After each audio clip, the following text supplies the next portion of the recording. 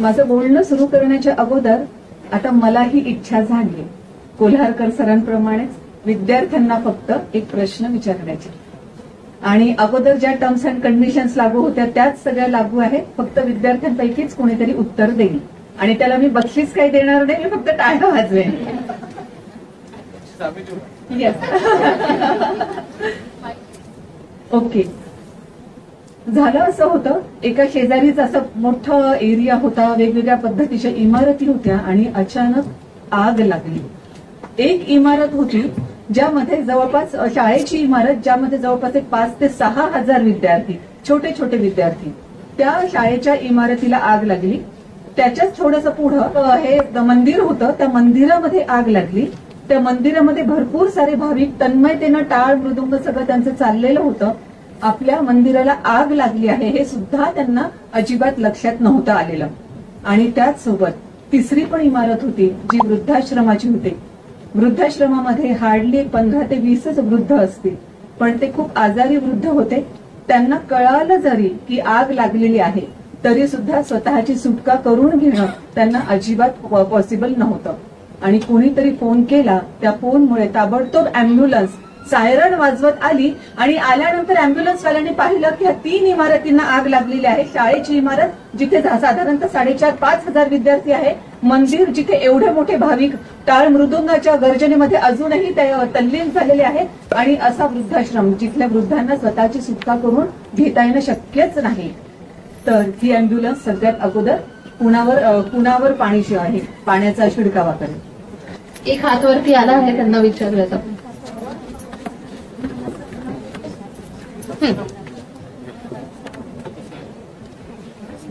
वृद्धाश्रम अजून कोणाला काही हा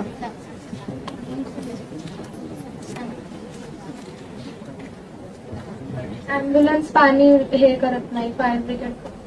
करेक्ट.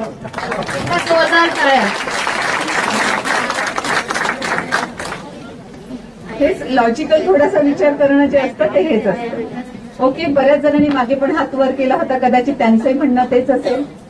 अभिनंदन ज्यांनी अशा पद्धतीनं लॉजिकल विचार केला त्यांचं. आणि आता मी माझ्या बोलण्याला सुरुवात करते.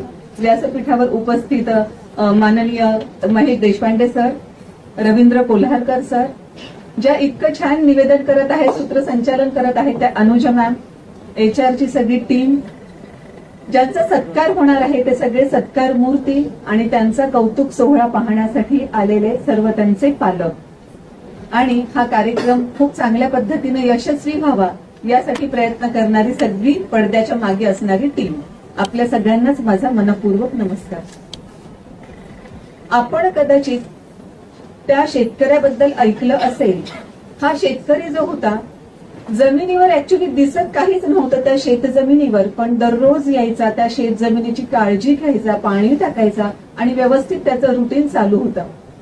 एका जणांना विचारलं की इतक्या दिवसांपासून तुम्ही ह्या शेताची काळजी करताय आणि त्याला पाणी वगैरे सगळं घालताय, खत घालताय, पण इतके दिवस झाल्यानंतरही या शेतामधून एक साधा छोटासा अंकुर सुद्धा उगवलेला नाही. हे तुम्ही सगळं का करताय? हे सगळे तुमचे श्रम वाया जात आहेत. आणि त्यांनी सांगितलं नाही, वाया जात नाही अजिबात, काही दिवसांनंतर तुला आपोआप कळेल. आणि नेहमीप्रमाणे त्या शेत जमिनीची काळजी घेत असतानाच एक सकाळ अशी उगवली जेव्हा पुन्हा हा शेतकरी त्या शेत जमिनीवर गेला, तेव्हा त्याच्या लक्षात आलं होतं की त्या बागेमध्ये, त्या जमिनीमध्ये बांबूचे झाड तरारून वर आलेले आहेत आणि रात्रीतून ते डोक्याच्याही पेक्षा जास्त उंचीचे झालेले आहेत. म्हणजे जेव्हा हा शेतकरी दररोज त्या शेताची निगा राखत होता, काळजी घेत होता, तेव्हा काहीच उपयोग नव्हता का? असं अजिबातच नाही. कारण जेव्हा तो शेतजमिनीची काळजी घेत होता तेव्हा हे बीज जे होतं बांबूचं, ते खाली स्वतःची मुळं रुजवण्याचं काम करत होतं, आणि मुळं घट्ट रोवल्यानंतर एका रात्रीतून बांबूचं झाड एवढं मोठं झालेलं त्यांना सगळ्यांना दिसलं. मला माहित आहे आज ज्या गुणवंतांचा सत्कार होत आहे, गुणवंत म्हणून तुमच्या नावाच्या अगोदर एक गुणवंत हा शब्द ऍड झाला, त्याच्यासाठी तुम्ही अपार मेहनत घेतलेली आहे. फक्त 10वीच्या किंवा 12वीच्याच वर्षी नाही, तर अगदी सुरुवातीपासून अभ्यासामध्ये मन एकाग्र करणं, त्यानंतर आपलं टार्गेट ठरवणं, मला किती पर्सेंटेज घ्यायचे आहे, माझं करिअर कोणतं मला करायचं आहे आणि त्या अंदाजानं मला किती टक्के घ्यावे लागतील, कसा अभ्यास करावा लागेल, हे सगळंच्या सगळं तुम्ही ठरवलं आणि त्यानंतर गुणवंत हा शब्द तुमच्या नावाच्या अगोदर लागला आणि आज तुम्ही इथे उपस्थित आहात. सांगण्याचा मुद्दा हा आहे की रिझल्ट जरी एकदम शेवटी मिळत असले तरी सुद्धा प्रयत्न अगदी सुरुवातीपासून म्हणजे अगदी आजपासून करावे लागतात. हे सगळं करत असताना भूतकाळामध्ये काय झालं, कदाचित मागच्या वेळेस आपण मार्क कमी मिळाले असतील आपल्याला, किंवा आपण मागच्या महिन्यामध्ये फारसा चांगला अभ्यास केला नाही असंही कधीतरी वाटून गेलं असेल. पण जेव्हा आता तुम्ही करिअरच्या पुढच्या टप्प्यावर येत आहात, आलेले आहात, तेव्हा मात्र तुम्हाला आता मागे जे झालं असेल ते झालं, पण आता या क्षणापासून मी भविष्यासाठी काय करायचं आहे याची तरतूद किंवा याच्याबद्दलचा सगळा विचार आताच करून घ्यायचा आहे. कारण आपल्याला माहित आहेच की आजचा दिवस अत्यंत महत्वाचा ठरतो. श्रीकृष्णाबद्दल पण तुम्ही ऐकलेलं असेल कदाचित. जेव्हा द्वारकेची निर्मिती चालू होती आणि विश्वकर्मा ही द्वारका निर्माण करत होते, तेव्हा श्रीकृष्णानं विश्वकर्माला बोलवलं आणि असं सांगितलं की कोणत्याही परिस्थितीमध्ये कोणतीही खिडकी किंवा दरवाजा हा गोकुळच्या दिशेनं उघडणार नाही, याची तू दक्षता घे. विश्वकर्माला खूपच आश्चर्य वाटलं की गोकुळमध्ये तर सगळं बालपण गेलेलं, एवढ्या सगळ्या लीला त्या गोकुळमध्येच घडलेल्या, आणि असं का कृष्ण म्हणत आहे. तेव्हा कृष्णाने उत्तर दिलं असं की भविष्याचा वेध घेत मला वर्तमानामध्ये पाय घट्ट रोवून उभं राहायचं आहे, म्हणून मला भूतकाळाकडे अजिबात डोकवून सुद्धा बघायचं नाही. आतापर्यंतच्या तुमच्या यशामध्ये कधी अभ्यास आपण त्याचा थोडासा कमी केला, किंवा कधी असंही वाटलं असेल की आपण जरा जास्तच अभ्यास केला, थोडा एवढा नसता केला तरी चाललं असेल. जे काही झालं असेल आता त्याचा काहीच विचार करायचा नाही, कारण आता भविष्य आपल्याला आपल्या करिअरचं दिसत आहे आणि त्यानुसार आज आपण काय करणार आहोत त्याचा विचार करायचा आहे. या सगळ्या संदर्भामध्ये एक उदाहरण देऊन तुम्हाला सांगायचं म्हटलं तर मला असं वाटलं की सचिन तेंडुलकर यांच्या इतकं दुसरं चांगलं उदाहरण कोणतंच असणार नाही. सचिन तेंडुलकर यांचं उदाहरण फक्त क्रीडापटूंसाठीच उपयोगाचं ठरतं असं अजिबात नाही, कारण त्यांची एकंदरीत वर्तणूक किंवा जे मी सांगणार आहे ते सगळं असं आहे की ज्या कुणाला आपापल्या क्षेत्रामध्ये यशस्वी व्हायचं असेल त्या प्रत्येकासाठी त्यांचं उदाहरण अतिशय महत्वाचं ठरतं. साल होतं 1989, जागा होती सियालकोट जी पाकिस्तान मधली आहे. मॅच चालू होती इंडिया वर्सेस पाकिस्तान आणि त्यावेळेसचा तो काळ म्हटल्यानंतर ग्राउंडही हॉस्टाईल, सगळा क्राऊडही हॉस्टाईल. अशा सगळ्या परिस्थितीमध्ये हे सचिन तेंडुलकर, तेव्हा त्यांचं वय अवघं 16 वर्षांचं होतं. 16 वर्षांचं म्हणजे जे 12वीचे गुणवंत आहेत त्यांच्याही पेक्षा कमी होतं. आणि या 16 वर्षांचा नुकतंच मिसरूड फुटू लागलेला हा मुलगा बॅटिंग करत होता आणि पाकिस्तानच्या बाजूने कोण होते, त्या काळामध्ये रथी महारथी जे समजले जायचे पाकिस्तानच्या क्रिकेट टीम मधले ते सगळे त्या टीम मध्ये होते. आणि बॅटिंग करण्यासाठी हा 16 वर्षांचा एक मुलगा आला आणि जेव्हा पहिला बॉल फेकला गेला तेव्हा तर यांच्या लक्षातच आलं नाही की पहिला बॉल आला कधी आणि गेला कुठे. त्यानंतर यांना तर बॅटिंग करायचीच होती, त्यानंतर ताबडतोब दुसरा बॉल असा आला, अशा वेगानं आला की ह्या 16 वर्षांच्या सचिन तेंडुलकरचं नाक रक्तबंबाळ झालं. कारण बॉल आला तो डायरेक्ट नाकावर बसला, नाकातून रक्त वाहू लागलं आणि लगेच पाकिस्तानच्या जावेद मियादादनी कॉमेंट केली, अब तुझे हॉस्पिटल जाना पडेगा, तेरा नाक टूट गया है. लहान मुलांना म्हणतात ना तशा पद्धतीचं अगदी म्हटलं गेलं. लगेच काही वेळामध्ये बॅनर्सही लगेच क्राऊडमध्ये दिसायला लागले, ज्या बच्चे घर जाके दूध पी के आ. आणि स्ट्रेचरही बोलवण्यात आलेलं होतं. आता सचिन तेंडुलकरला घेऊन जाणार होते, पण त्यावेळेस या 16 वर्षाच्या सचिनने सांगितलं मैं खेळेगा, मला खेळायचंय, मी जाणार नाही. आणि मग जी काय तात्पुरती मलमपट्टी किंवा जे काही करायचं असेल ते करण्यात आलं आणि त्याच रक्ताळलेल्या नाकानेशी सचिन तेंडुलकर पुन्हा बॅटिंगसाठी उभे राहिले आणि नंतर जेव्हा बॉल आला तेव्हा त्या बॉलमध्ये त्यांनी चौकार मारला आणि नंतर तर जे काही झालं ती हिस्ट्री आपल्याला माहित आहे. या एका उदाहरणातून किती साऱ्या गोष्टी लक्षात घेण्यासारखं आहेत. म्हणजे त्यांचं पूर्ण आयुष्य हेच खूप इन्स्पायरिंग आहे असं मला वाटतं. 16 वर्षाचा मी आहे, समोर एवढे मोठे दिग्गज आहेत, त्यामुळे इनकॉन्फिडंट वाटलं पाहिजे का? अजिबात नाही. मला माझं काम करायचंय, मला बॅटिंग करायची, मी बॅटिंग करणार. समोर कोण आहे याच्याशी मला देणं घेणं नाही. सगळा फोकस जो आहे तो फक्त बॉलवर आहे. बॉल कोण फेकते याच्याशी मला देणं घेणं नाही. बॉलला माझी बॅट धडकली पाहिजे आणि जे मला करायचंय ते झालं पाहिजे. आपल्याही आयुष्यात बरेचदा परिस्थिती अशी असते की समोर दिग्गज असल्यासारखं आपल्याला वाटतं, किंबहुना ते दिग्गज असतातही, तेव्हा सुद्धा आपल्याला कॉन्फिडन्स लो होण्याची अजिबात गरज नसते, किंवा आपल्याला लो फील होण्याची ऍब्सोल्युटली काहीच गरज नसते. कारण आपण जर ठरवलेलं आहे की आपल्याला कोणत्या वेळेनं काय पद्धतीनं करायचं आहे ते आपण तेवढं करूनच यायचं. बॅटिंग करण्यासाठी सचिन तेंडुलकर तिथे गेलेले होते, बॅटिंग करूनच ते परतले. ते हॉस्पिटलमध्ये सुद्धा गेले नाहीत. त्यानंतर डिटर्मिनेशन किती जबरदस्त होतं त्यांचं. डिटर्मिनेशन इतकं की कोणी काहीही म्हणा, निगेटिव्ह गोष्टींचाही इम्पॅक्ट त्यांच्यावर अजिबात झाला नाही. दुर्दैवानं आपल्या सभोवताली सुद्धा असे लोक बरेचदा भेटतात आणि तुम्ही फक्त शिकत आहात तेव्हाच भेटतील असं नाही. तुम्ही जेव्हा मोठे व्हाल, तुम्ही तुमच्या करिअरची सुरुवात केलेली असणार आहे, करिअरमध्ये स्टेबल झालेले असणार आहात, तेव्हा सुद्धा असे लोक अवतीभोवती असतातच जे त्यांच्या स्वार्थासाठी म्हणा किंवा जस्ट मजा घेण्यासाठी म्हणून आपल्याला डिस्करेज करण्याचा प्रयत्न करत असतात. म्हणजे इंटरनल पॉलिटिक्स हा प्रकार फक्त राजकारणी लोक, ज्यांना राजकारणी म्हणून आपण ओळखतो, तेच करतात असं नाही. पॉलिटिक्स हे सगळीकडे होत असतं.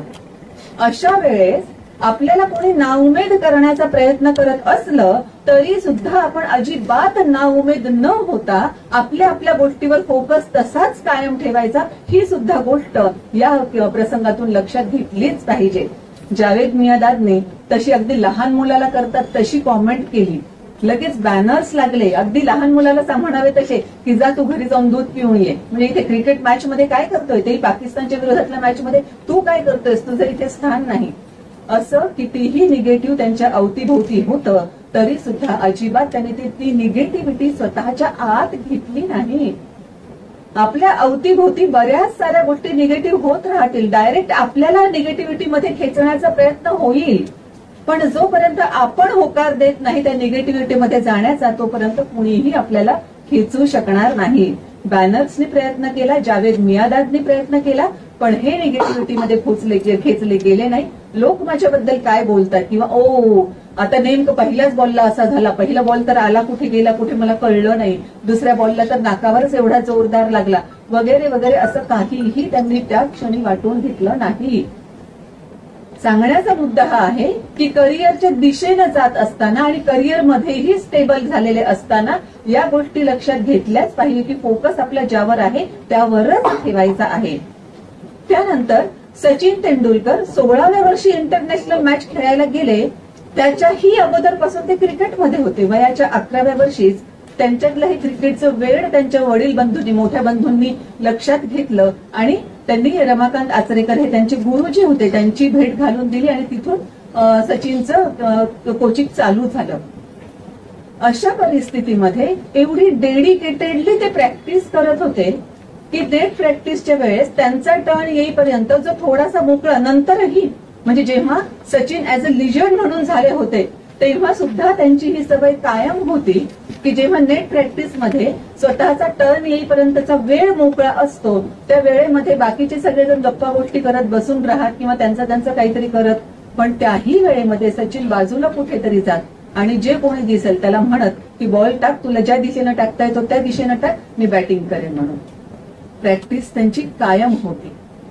जर मोठं करायचं असेल, क्रिकेटचा देव आज त्यांना म्हटलं जातं, जर मोठं काही करायचं असेल तर तेवढाच नित्यनेमानं आपल्याला अभ्यास करावा लागतो. आणि अभ्यास फक्त तसा त्यांना क्रिकेटमध्ये करावा लागला, सराव करावा लागला या अर्थानेच नाही, किंवा तुम्हाला आता करिअरमध्ये पोहोचेपर्यंत करावा लागेल या अर्थाने सुद्धा नाही. आज जवळपास 26 वर्ष माझ्या सर्व्हिसला झालेले आहेत, पण तरीही मलाही अभ्यास करावाच लागतो. अभ्यासाचं फक्त ते मटेरियल बदलतं. आता तुम्ही अभ्यास 11वी 12वी किंवा पुढच्या सगळ्या इयत्तांचा करत आहात, त्यानंतर अभ्यास आपल्याला आपल्या ऑफिसच्या कामासंदर्भात करावाच लागतो. आता मला कशाचा अभ्यास करावा लागतो, वेगवेगळ्या कायद्यांचा करावा लागतो, वेगवेगळ्या जीआरचा, कोर्ट डिसिजनचा करावा लागतो. सो करावा लागणारच आहे. त्याच्यामुळे जर तुमच्याही डोक्यात असेल की चला आता एकदा करिअरला आपली लाईन लागली याचा अर्थ सगळं काही छान झालं, तुम्ही गुणवंत आहात, त्यामुळे असा विचार डोक्यात घेतलेला असणार नाही याची मला खात्री आहे. पण तरी सुद्धा जस्ट सांगते की जर तुम्हालाही असं कोणी म्हणत असेल की एकदा 10वी आणि 12वी हे 2 महत्वाचे टप्पे आहेत, ते एकदा क्लिअर झाले आणि चांगल्या कॉलेजला नंबर लागला ना, मग झालं, आयुष्यामध्ये सगळं महत्वाचे टप्पे पार पडले आणि मग काही आपल्याला चिंतेचं कारण नाही.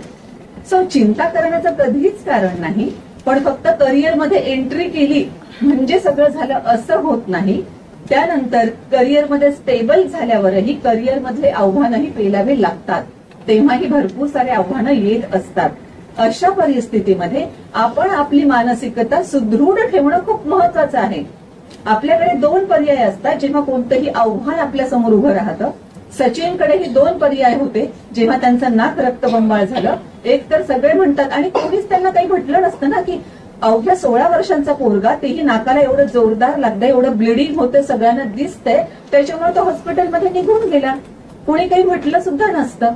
पण तरी सुद्धा त्या 16 वर्षाच्या मुलानं ठरवलं की मला इथेच राहायचं आहे आणि मला खेळायचं आहे. ज्या कामासाठी मी इथे ग्राउंडवर आलो आहे ते काम मला पूर्ण करून जायचं आहे.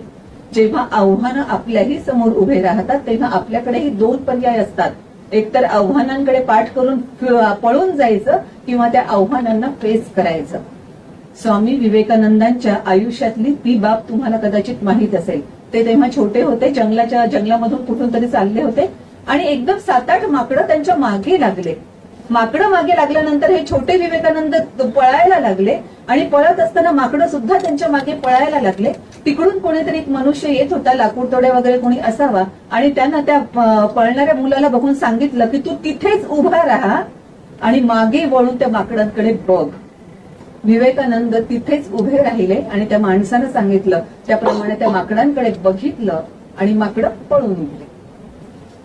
बरेचदा संकट आपल्याला खूप मोठं वाटत असतं, पण कदाचित ते तेवढं मोठं नसतंही.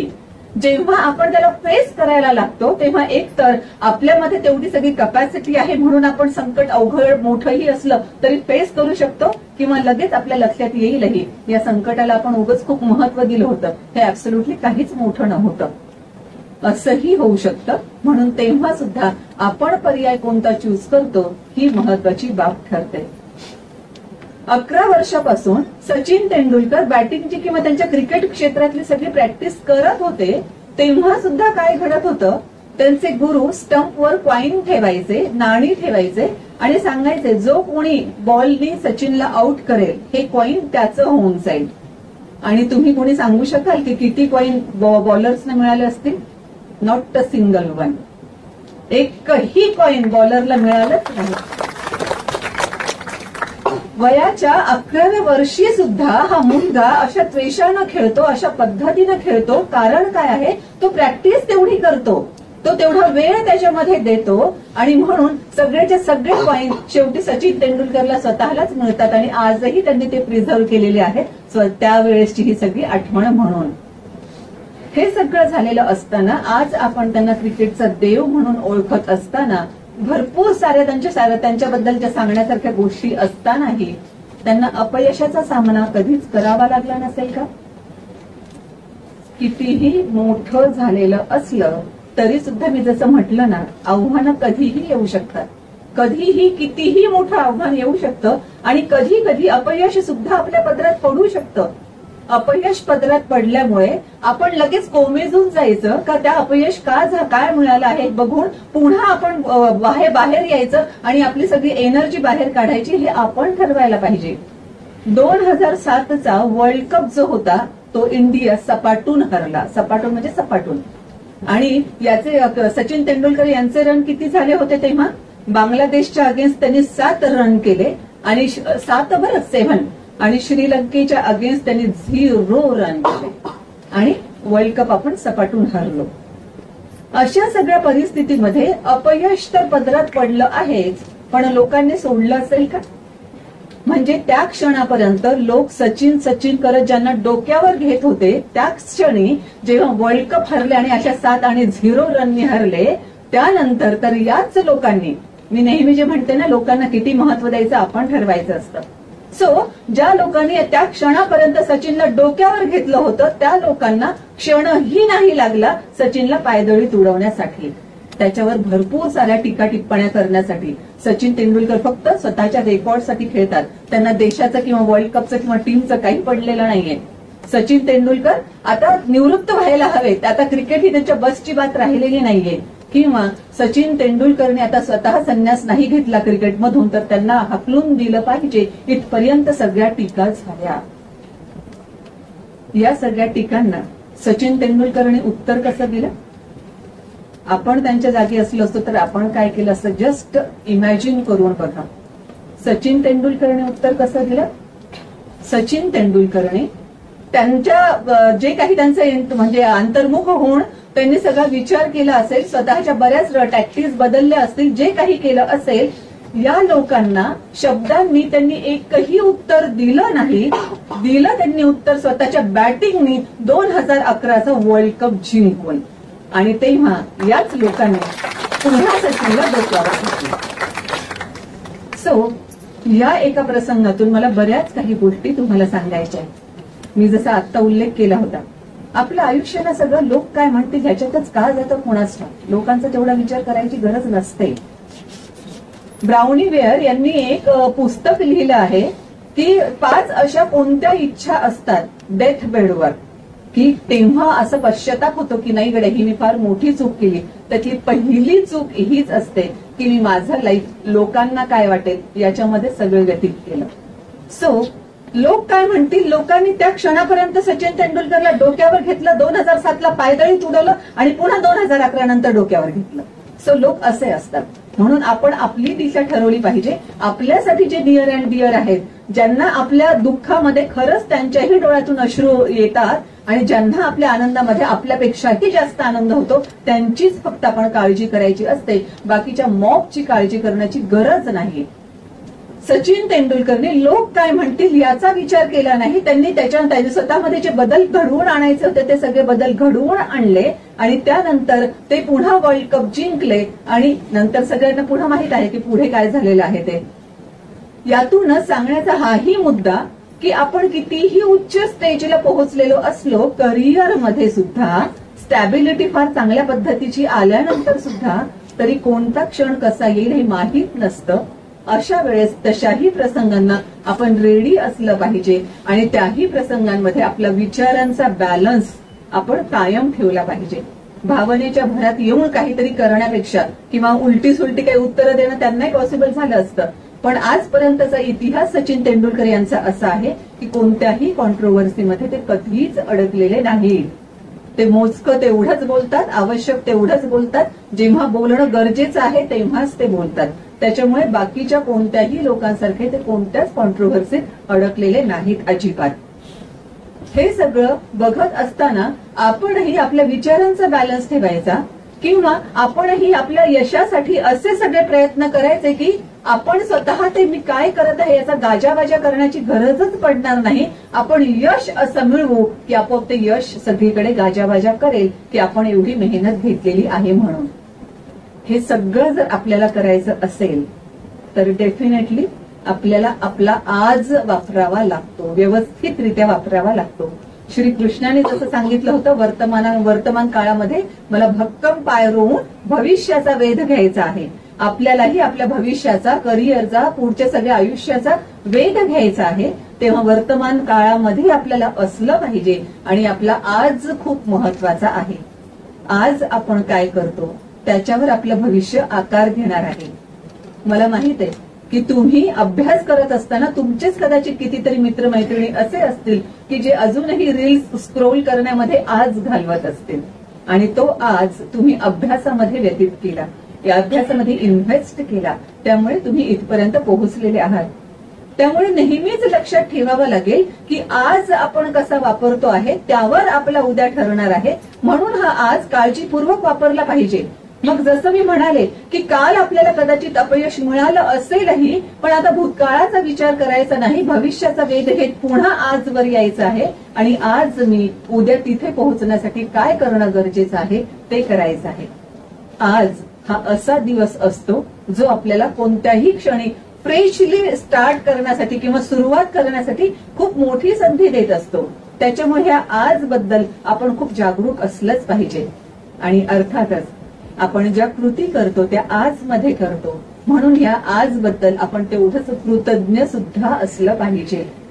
आपण किती नशीबवान आहोत की आज एसी मध्ये, अशा हॉलमध्ये आपण सगळेजण छान बसलेलो आहोत. चांगल्या पद्धतीनं सगळं वातावरण आहे, वगैरे वगैरे सगळं काही आपण ऐकू शकतोय. तुम्हाला शक्य झालं तर तुम्ही बोलू शकताय, सगळं काही आहे. पण आज याच क्षणी बाहेर काय असेल आपल्याला माहित नाही. काही जणांनी या क्षणी श्वासही सोडला असेल तर आपल्याला माहित नाही. म्हणून आज आपण या ठिकाणी अशा रीतीनं आहोत. आजही माझा श्वास चालू आहे आणि उद्या काय करायचं याच्याबद्दल मी ठरवू शकत आहे, त्या पद्धतीनं कृती करू शकत आहे. याच्यासाठी आपण ह्या वर्तमान काळाचं आजचं कृतज्ञही तेवढंच असलं पाहिजे. आणि कितीही आव्हानं आले तरी सुद्धा आपण ते फेस करण्यासाठी तयार आहोत हे प्रत्येक दिवशी आपल्याला लक्षातही आलं पाहिजे, जेणेकरून भविष्यात अचानक कोणतीही समस्या उद्भवली तरी सुद्धा आपले पाय डगमगणार नाहीत. अचानक कोरोना जेव्हा आला आणि काही जणांच्या नोकऱ्या गेल्या, ज्यांचा विचारांचा बॅलन्स कायम होता, जे आव्हानं स्वीकारून त्याला फेस करण्याच्या कॅटेगरी मधले होते, त्यांनी जमेल तसं फेस केलं. खूप अवघड झालं असेल, खूप अडथळे आले असतील, पण तरी सुद्धा त्यांनी फेस केलं. पण काही जण नोकरी गेल्यामुळे सुद्धा सुसाईड त्यांनी केलं. म्हणजे नोकरी गेली तर मी काहीच करू शकत नाही असं नाही ना. नोकरी गेली होती पण आज मला काय करता येईल पुढचं आयुष्य पुन्हा चांगलं जाण्यासाठी, हा विचार तर करता यायलाच हवा. म्हणून आपण आजच्या संदर्भानं ज्या कृती करू त्या पुढे आपल्याला खूप उपयोगात येणार आहेत हे लक्षात घेतलं पाहिजे.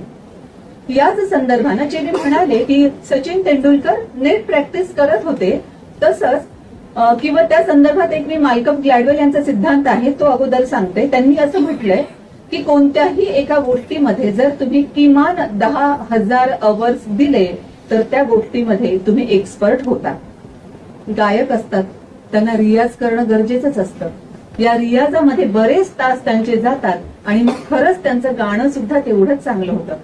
इतकं कशाला, अगदी आपण लहान असताना सुद्धा हा शब्द गिरवण्यामध्ये आपण भरपूर वेळ घालवला. त्याच्यानंतर आपल्याला आ ई सगळं लिहिता आलं आणि आज तुम्ही सप्लिमेंट मागून मागून प्रश्नपत्रिकांची उत्तरं देत असता. हे कशामुळे? कारण आपण तेवढा वेळ ते लिहिण्यामध्ये इन्व्हेस्ट केलेला आहे. काही जणांचं अक्षर खूप सुंदर वळणदार असतं का?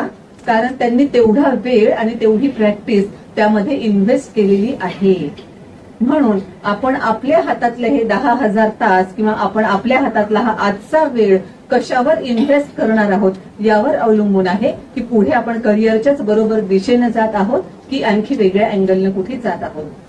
आणि अर्थात ही सुद्धा बाब तेवढीच महत्वाची ठरते की आपण फक्त टॉपर असणं महत्वाचं आहे, पण फक्त टॉपर असणंच महत्वाचं आहे असं नाही, तर त्यासोबतच खूप चांगलं ह्युमन बिईंग सुद्धा असलं पाहिजे. अगोदर आपण सगळ्यात चांगलं मनुष्य असलं पाहिजे. बाकीचे सगळे आपल्या अगोदर जे काही विशेषणं लागतात ते नंतरची झाले. जपानमधल्या एका पाली संदर्भामध्ये मी वाचलं होतं. जपानमधले घरं आपल्याला माहित आहेत ते काही सिमेंटचे वगैरे नसतात, विटा वगैरे काहीच नसतात. आणि एका माणसाला असं वाटलं की आपण आपल्या घराचं रिनोव्हेशन करावं, म्हणून त्यांनी जे काही फळ्या वगैरे जे काही त्यांच्या पद्धतीचं स्ट्रक्चर होतं ते सगळं मोडायचा प्रयत्न केला, मोडण्यासाठी सुरुवात केली. आणि असं लक्षात आलं की त्या स्ट्रक्चरमध्ये एका खिळ्यामध्ये एक पालीचा पाय अडकून बसलेला आहे. हे स्ट्रक्चर कधी बांधलं होतं? 5 वर्ष पूर्वी. आणि आता ती पाल काय आहे? पाल अजूनही जिवंत आहे. मग 5 वर्ष झाले ह्या स्ट्रक्चरला बांधून, तरी सुद्धा ही पाल अजूनही जिवंत आहे. तिला खाण्यापिण्याचं काहीतरी तर मिळालं पाहिजे, त्याच्याशिवाय ती कशी जिवंत राहू शकते? मग त्यांनी ऑब्झर्व्ह केलं तर लक्षात त्यांच्या असं आलं की दुसरी पाल थोड्या थोड्या अवधीनंतर येते, तिला तोंडात काहीतरी आणलेलं असतं, तिला ती खाऊ घालते, थोड्या वेळ तिच्यासोबत राहते आणि नंतर निघून जाते. पुन्हा थोड्या वेळानंतर येते आणि हे सगळं रिपीट होत असतं. म्हणजे एक पाल सुद्धा तिचं जे कोणी असेल, मैत्रीण असेल, बहीण असेल, जी कोणी असेल, पण दुसऱ्या पालीला जिवंत ठेवण्यासाठी 5 वर्षापासून सतत ती प्रयत्न करते. ही पाल त्या खेळातून कधीतरी मोकळी होईल का? किंवा मी तिच्यावर एवढ्या वर्षांपासून उपकार करत आहे तिला जिवंत ठेवण्याचा, तर ती ह्या उपकाराची परतफेड कधी करणार आहे का?